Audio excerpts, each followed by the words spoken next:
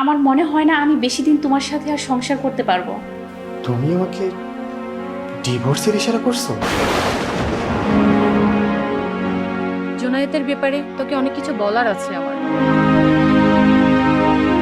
তুমি আমাকে চুমু দিতে কেন বাধ্য করলে? আমরা তো এখনো বিয়েই করিনি, আর এই চুমু তো একমাত্র আমার স্বামীর অধিকার। তুমি কেন আমার কাছ থেকে এই চুমু আদায় করলে? তুমি আমাকে বিয়ে না করে কেন আমার সাথে শারীরিক সম্পর্ক করলে? তুমি এমন কেন করলে? তুমি স্বামীর অধিকারের কথা বলছো? একটা কথা বলো তো, দিনের শেষে রাত আসে, তাই নয় কি? তোমার বউ যদি তোমার কাছে ফেরত না আসে, তাহলে তোমাকেও তো একটা সিদ্ধান্তে আসতে হবে। পরম সুখের শেষ ওটা তোমায় আজ আমি দিয়ে গেলাম। তুমি তোমার নতুন সঙ্গীকে নিয়ে সুখে থেকো, আমি না হয় সুখে থাকবো, তোমার স্মৃতিগুলো বুকে নিয়ে।